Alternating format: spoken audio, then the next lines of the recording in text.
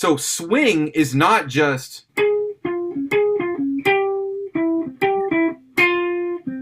but what's underlying.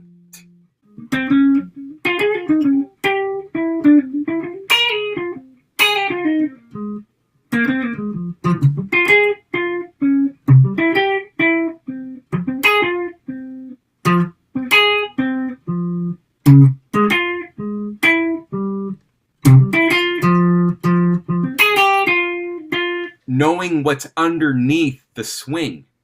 What's it really coming from? It's coming from 12/8.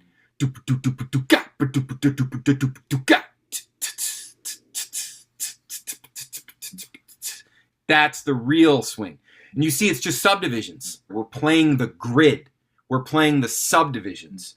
As long as we play on the grid at the right harmonic moment, right? We're playing the right chord change at the right time on the grid, you can do no wrong, right? Because even if you make a mistake, guess what? It doesn't pull you out because you know the mistake is not actually a mistake. It's just something you didn't mean to play. But because you're protected by just playing subdivisions and you're playing the right chord tones at the right time, you're protected by all this stuff. If you play something you didn't mean to play, the only person that knows is you. So it's just the higher level focus is what we call rhythmic continuity. You could also think of that as call and response. Just to, you know what I mean? That's the same thing, really. Does that make sense? Rhythmic continuity is one aspect of call and response. Call and response is like a simpler approach, but it's like really simple, right? So I'll play like a call on the D flat, play a response on the C, and then play a call on the first half of the F, play a response on the second half of the F, like classic. A 1 and a 2 and a 3 and a 4.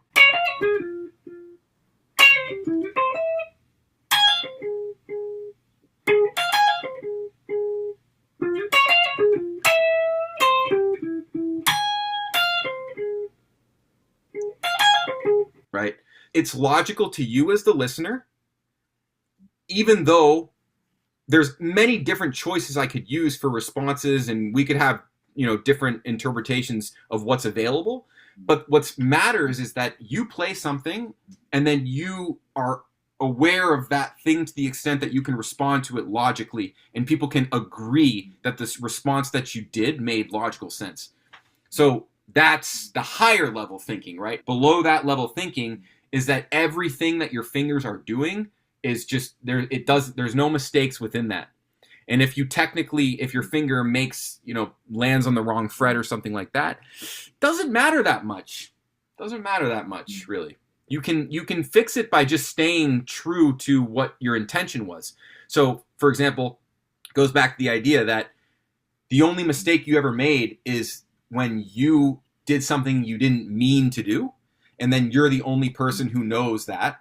So that's why there's like technically no mistakes. So if you play something you didn't mean to play, well, just don't let that lose your focus. That's the key. That's the highest level of mastery.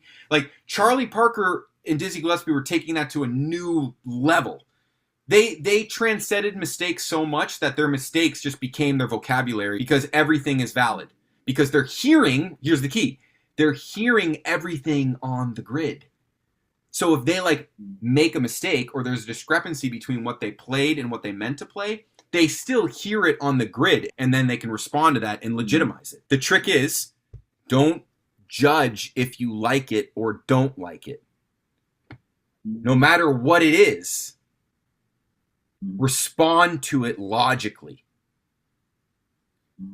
So the only reason you don't like it is because you probably didn't mean to play it. You had something else, right?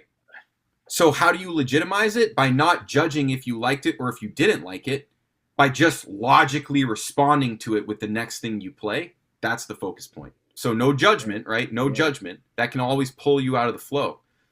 But to really get to the point where everything that you play can be legitimized because you have that instant recall of remembering exactly what it is.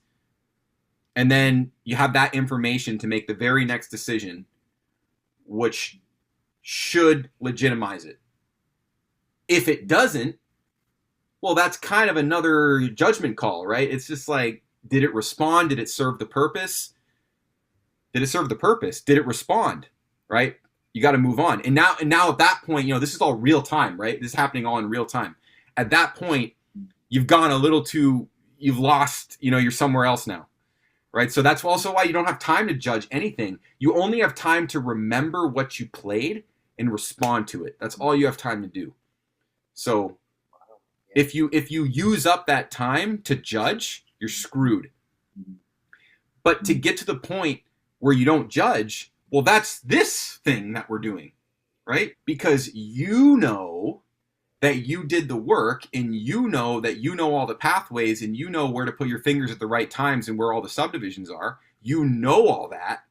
So the fact that you know all that gives you the confidence to go after it and just create. Mm. Wow. And no one can judge you because you did the work, and you know you did the work. And by just believing in that, that's when everyone says, wow, that guy's really good. It's because you're just confident because you did the work and you earned the right to be confident. Your confidence is based on you're rock solid on the paths. You're rock solid on what you need to be in order to play fluently and effortlessly. And a lot of that solidity is coming from the rhythmic side of practice. That's the big lesson of today. You practice rhythms. Use triads, use tetrachords for now, but you practice rhythms, not scales. You practice rhythms and chord changes and continuity in that paradigm. That's the real work.